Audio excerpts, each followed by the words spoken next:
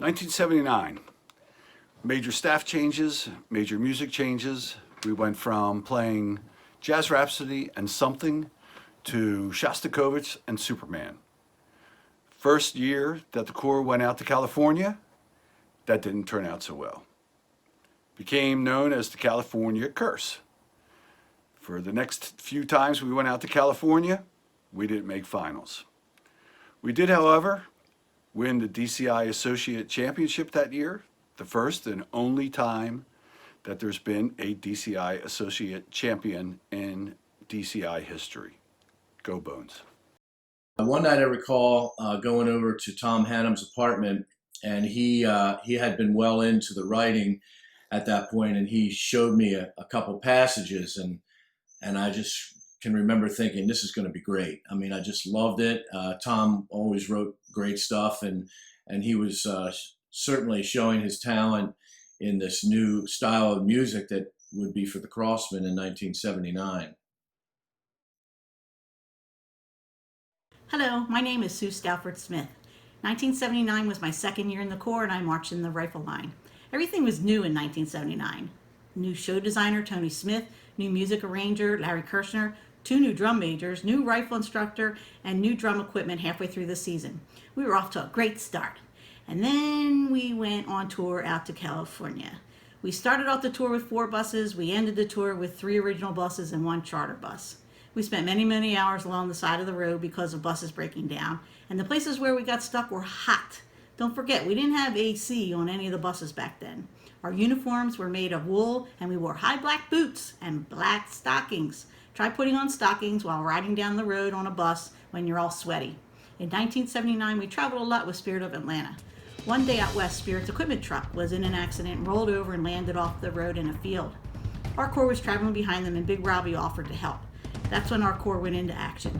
Everyone got off the buses and went into the field where Spirit's truck laid in a heap of metal.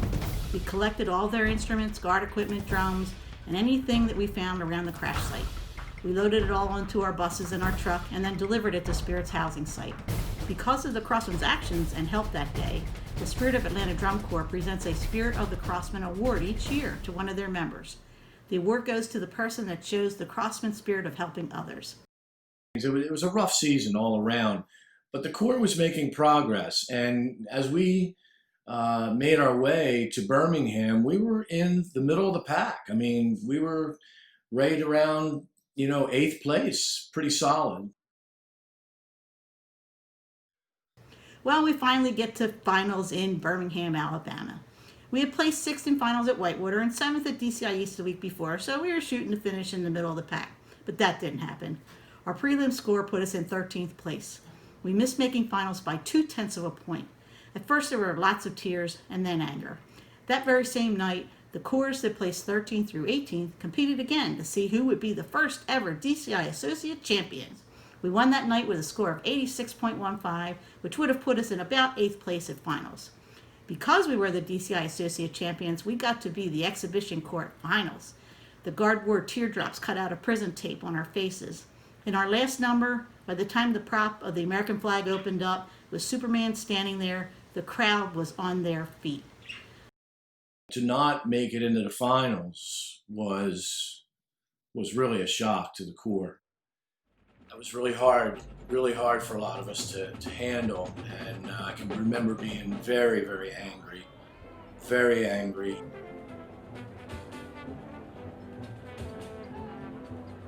"1979, DCI individuals, I went out the next day, and I can tell you that I used that anger as fuel. And I went out and I played for every person associated with the Crossman organization that year. And the beautiful thing was that most of them were there to see it. And the result was that I won my first DCI snare individual. And pretty special day. I remember after the scores were announced and I had found out I had won, we walked off, my family and I, my mom, my dad, and my sister, and we cried together because there was sadness in terms of the Corps as a whole not making it, but there was joy that that I had accomplished something, and we had accomplished something really as a family. And there were some pictures taken and some stories written in drum corps world, and it was kind of like we tried to salvage a little something, from that year. And so a bittersweet season, 1979. 1979. It was my age out year. It was a very long, difficult summer for the Corps. But, things happen and we move on, and the Corps moved on and just kept getting better and better. I wouldn't trade it for the world. I love that 79 Corps, and I love all my friends from 79, and I'm just so happy to be a part of it. Love you all. Go Bones. Ed Carr, Crossmen phone line, 75 to 79, talking about the 70s, specifically now, finals, 1979.